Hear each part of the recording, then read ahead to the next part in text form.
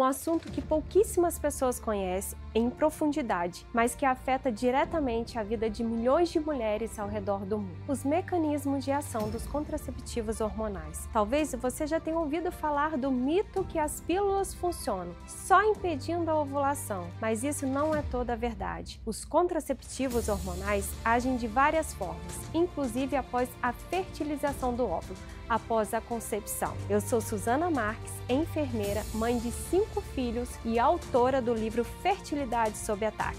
Neste vídeo você vai aprender os 4 principais mecanismos de ação dos contraceptivos hormonais: inibição da ovulação, espessamento do muco cervical, alteração do endométrio e interferência na motilidade das tubas uterinas. E o ponto mais importante, você vai ver como alguns dos mecanismos podem impedir a implantação, ou falando tecnicamente, a anidação de um blastocisto já formado, o que é grave, pois a vida começa na concepção. Como eu explico no meu livro, a diferença entre evitar uma gravidez e interromper o desenvolvimento de um embrião pode parecer sutil, mas na realidade é enorme. Após a fertilização, ou seja, o momento em que o espermatozoide se unem ao óvulo, já temos um novo ser humano com DNA único, diferente do pai e da mãe. Esse DNA é como um manual de instruções que define todas as características da pessoa: cor dos olhos, tipo de cabelo, altura e sexo. Portanto, a vida deve ser defendida desde a concepção. Os contraceptivos hormonais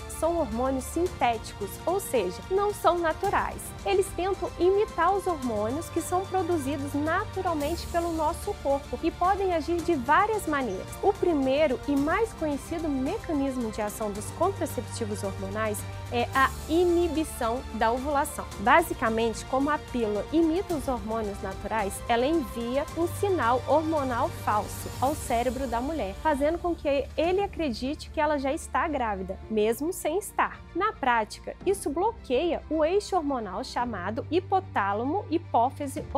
Eu sei que é um termo difícil, mas ele é muito importante e é o responsável por iniciar o processo natural da ovulação. Como eu explico no meu livro, as altas doses de estrogênio e progesterona sintéticos presentes nos contraceptivos inibem a liberação dos hormônios FSH e LH, responsáveis por amadurecer e liberar o óvulo. Sem esse estímulo, não há ovulação. Esse bloqueio é eficaz na maioria dos ciclos hormonais femininos, mas não em todos. Estudos científicos mostram que mesmo com o uso correto da pílula, a ovulação ainda pode ocorrer em até 5% a 10% dos ciclos, dependendo do tipo de formulação, dose e momento em que o uso é iniciado. Isto é, esse primeiro mecanismo nem sempre funciona completamente. Isso é essencial para entendermos por que existem outros mecanismos complementares. O segundo mecanismo dos contraceptivos hormonais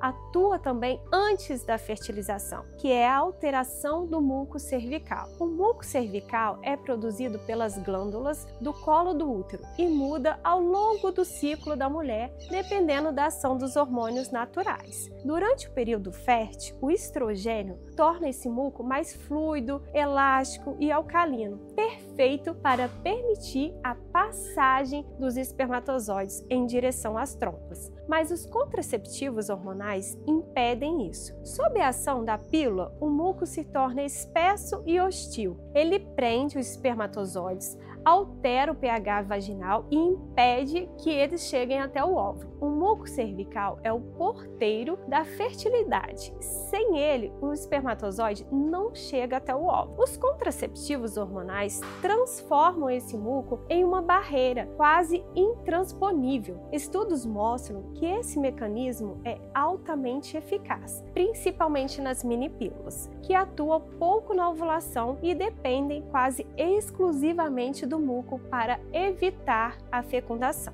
Mesmo assim, nenhum método é 100% eficaz. Em ciclos onde a ovulação não foi inibida e alguns espermatozoides conseguiram atravessar, a fertilização pode acontecer. A partir daqui, entra a questão chave desse vídeo. Se a fertilização ocorrer, o que acontece com esse embrião se ele não conseguir se implantar no útero adequadamente? E é exatamente sobre isso que vamos falar a seguir. É aqui que os mecanismos pós-fertilização ou pós-implantação ou pós-concepção entram. E é aqui que a questão ética e moral ganha peso. Depois que o óvulo é fertilizado, quando a vida humana já começou, ele migrará pelas trompas até o útero. Esse pequeno embrião, com seu DNA único, precisa encontrar um ambiente receptivo no endométrio para que a nidação ou implantação aconteça. A chamada janela de implantação dura de 2 a 4 dias após o embrião atingir o estágio de blastocisto, normalmente entre o 5º e o 9º dia após a ovulação. Durante esse período, o endométrio precisa estar vascularizado e quimicamente receptivo. Isso depende de uma orquestra hormonal extremamente precisa. Estudos mostram que esse sincronismo é totalmente prejudicado pelo uso de progestágenos sintéticos,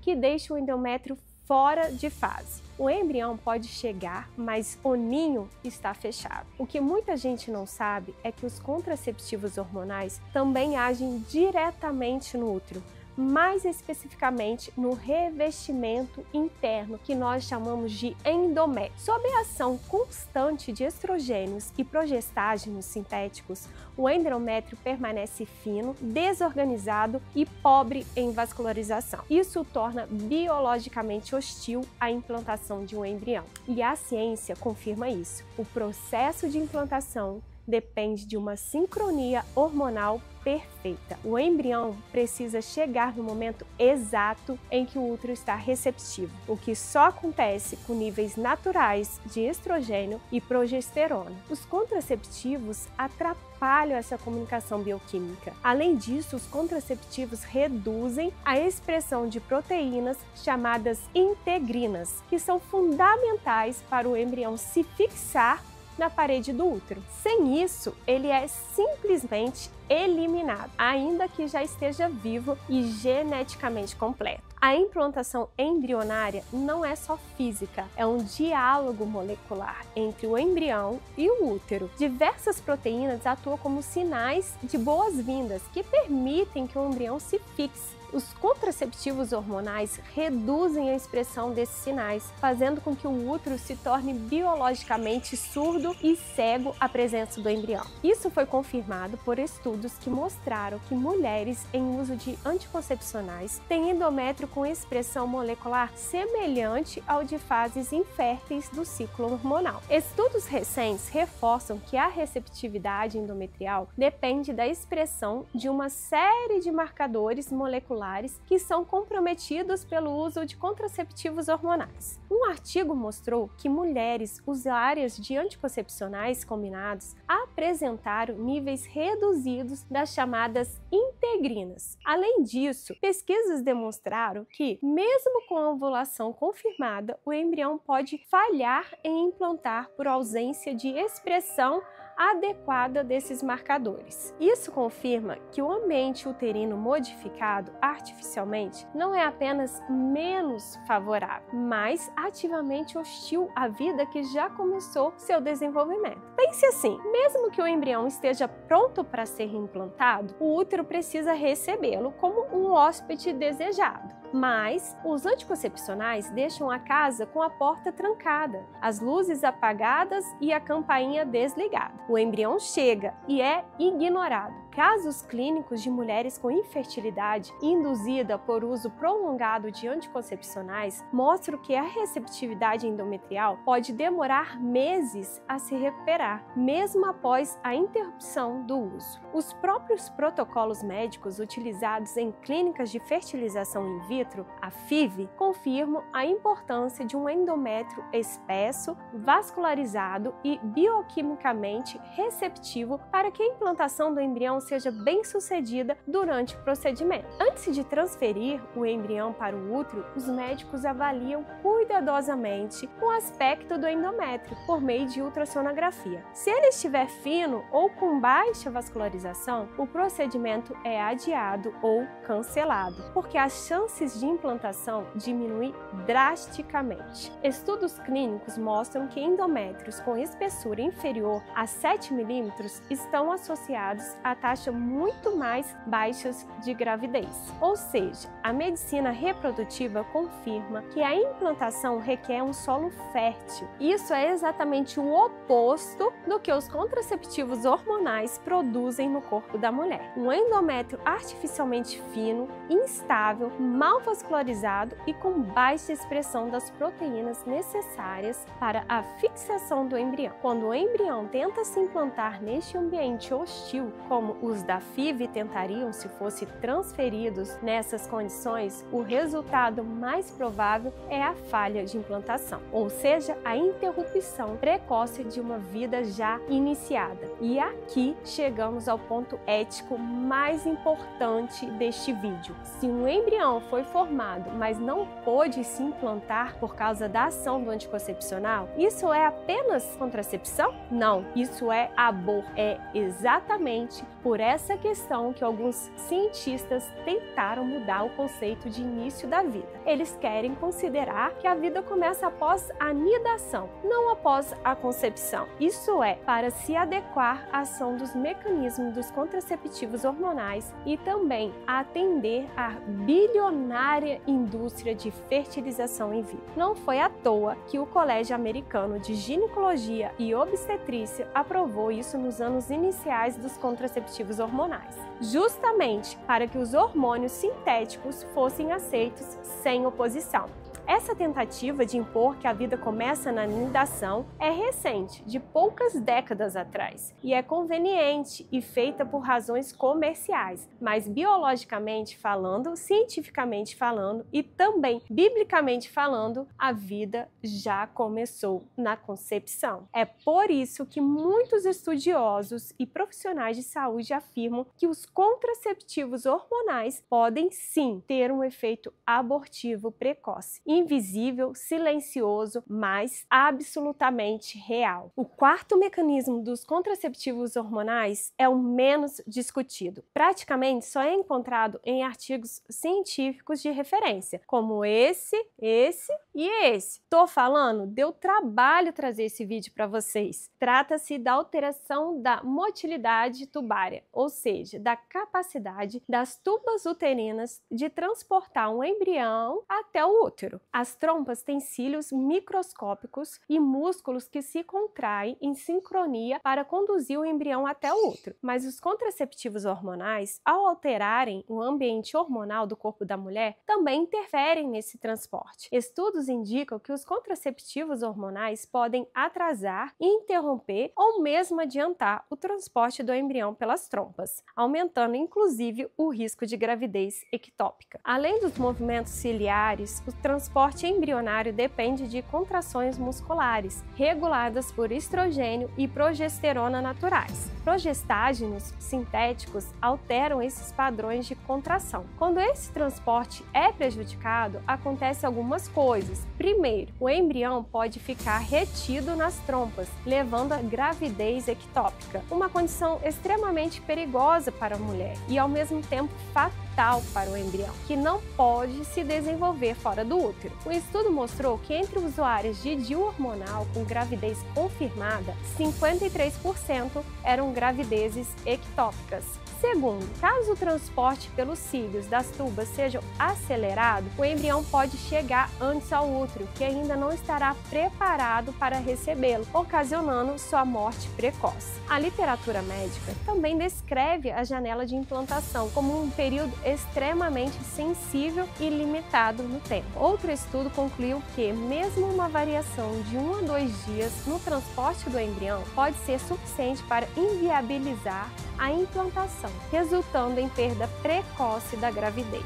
A interferência na motilidade das trompas, portanto, não é apenas uma hipótese teórica, é um mecanismo confirmado cientificamente e representa uma ameaça real à continuidade de uma nova vida já concebida. Terceiro, o embrião pode chegar depois da janela ideal para implantação, o que também dificultará sua implantação adequada no endométrio. A realidade é que, ao atrapalhar que o embrião chegue no momento ideal, ao seu destino natural, que é o útero, o contraceptivo está interferindo diretamente na continuidade da vida que já começou. Além dos 4 mecanismos já discutidos, existem outros. Por exemplo, estudos recentes indicam que os contraceptivos hormonais podem afetar a receptividade endometrial. Quero lembrar vocês que neste vídeo eu fiz uma apresentação mais geral sobre os contraceptivos hormonais para que o conteúdo ficasse acessível a todas as mulheres, principalmente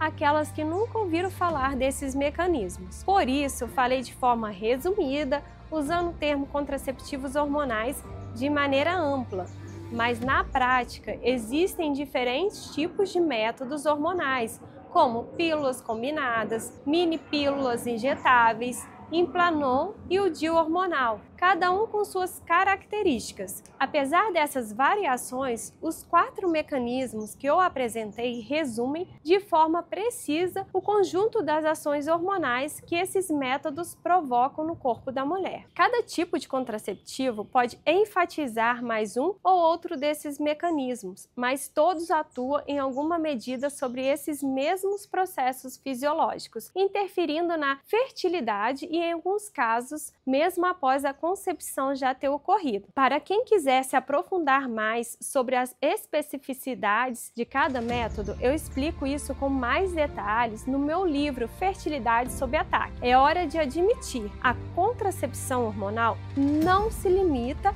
a impedir a fecundação. Ela interfere em todos os estágios iniciais da vida, inclusive após sua existência ter sido iniciada. Quando o embrião já está formado e não consegue se implantar por conta da ação do anticoncepcional, isso precisa ser encarado com seriedade. Não estamos mais apenas evitando a gravidez, estamos interrompendo algo que já começou. Então, vamos recapitular?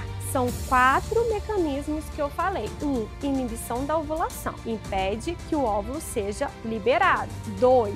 Alteração do muco cervical. Bloqueia a passagem dos espermatozoides. 3. Modificação do endométrio. Dificulta ou impede a implantação de um embrião já formado. 4. Alteração da motilidade das tubas uterinas. Pode impedir que o embrião chegue ao útero no momento adequado. A vida começa na concepção e isso é inquestionável. Então, você precisa encarar o fato de que os contraceptivos hormonais podem destruir uma vida humana nas primeiras horas ou dias da sua existência. Esse vídeo não é para te condenar, mas para chamar você à responsabilidade. É para te informar, porque muitas de nós fomos enganadas por profissionais, pela indústria, pela cultura. Mas você agora sabe, agora possui responsabilidade com a informação que recebeu. Se você quer se aprofundar ainda mais neste tema, entender o que a ciência, a teologia e a história dizem sobre os contraceptivos,